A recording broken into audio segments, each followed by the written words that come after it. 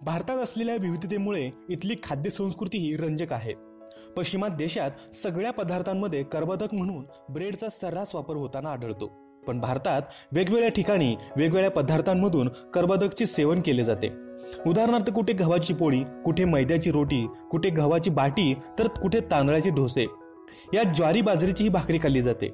पण तुम्हाला माहिती आहे का, पोळी किंवा गव्हाच्या इतर कोणत्याही पदार्थांपेक्षा भाकरी खाणे आरोग्यास फायदेशीर आहे। ज्वारी किंवा बाजरीपासून बनणाऱ्या भाकरीत पोळीपेक्षा अधिक पौष्टिक घटक असतात। मुळात गहू पित्तकारी असून ज्वारी बाजरी क्षारीय असतात, त्यामुळे ते आरोग्यासाठी चांगलेच आहेत। शिवाय गव्हात साखरेचे प्रमाण ज्वारी बाजरीपेक्षा जास्त असते, म्हणून मधुमेहाच्या रुग्णांना डॉक्टर सहसा पोळीऐवजी भाकरी खाण्याचा सल्ला देतात। ज्वारी आणि बाजरीशिवाय नाचणीची ही भाकरी अतिशय लोकप्रिय असून ती चवीलाही चांगली असते। ज्वारी आणि बाजरीत असे कोणते खास गुण आहेत, पाहूया फक्त आपल्या लाडक्या मराठी टेक अपडेट या चॅनलवरती। त्याआधी चॅनलला सबस्क्राईब जरूर करा व बेल आयकॉनवरती क्लिक करा, जेणेकरून अपलोड होणारे नवनवीन व्हिडिओ सर्वात प्रथम पाहता येतील। त्यातील पहिला आहे बाजरी।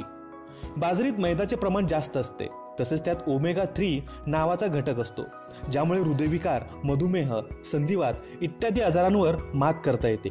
तसेच शरीराची प्रतिकारक शक्ती वाढवून रक्तदाबही काबूत ठेवला जातो। बाजरीत तंतुमय पदार्थांची प्रमाण जास्त असल्याने लठ्ठपणा, बद्धकोष्ठ, कोलेस्ट्रॉल वाढणे इत्यादी गोष्टींसाठी उपयुक्त असतो। दुसरा आहे ज्वारी। ज्वारीत असे काही घटक असतात ज्यामुळे कॅन्सरचा धोका कमी होऊ शकतो। तसेच त्यात असलेल्या रासायनिक घटकांमुळे कोलेस्ट्रॉललाही कमी होण्यास मदत होते। तसेच त्यात क जीवनसत्वही मोठ्या प्रमाणात असते, त्यामुळे एखादी वेळी जखम झाल्यास रक्तस्राव थांबण्यास मदत होते। तिसरा आहे नाचणी। नाचणीत कॅल्शियम आणि पौष्टिक घटकांचे प्रमाण जास्त असते। हाडे मजबूत करण्यास कॅल्शियमचा उपयोग होतो।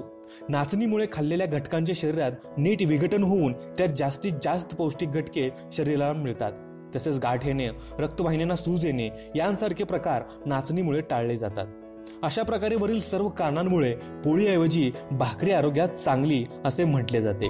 तर मित्रांनो, हा व्हिडिओ तुम्हाला कसा वाटला हे आम्हाला कमेंट करून नक्की कळवा आणि या व्हिडिओला लाईक, शेअर आणि कमेंट करा। आणि हा व्हिडिओ तुम्ही तुमच्या मित्रमैत्रिणी तसेच नातेवाईकांबरोबर नक्की शेअर करा आणि सगळ्यात महत्त्वाचं सबस्क्राईब करा। पुन्हा भेटूया मित्रांनो अशाच एका भन्नाट व्हिडिओ सोबत। तोपर्यंत जय हिंद, जय महाराष्ट्र, वंदे मातरम।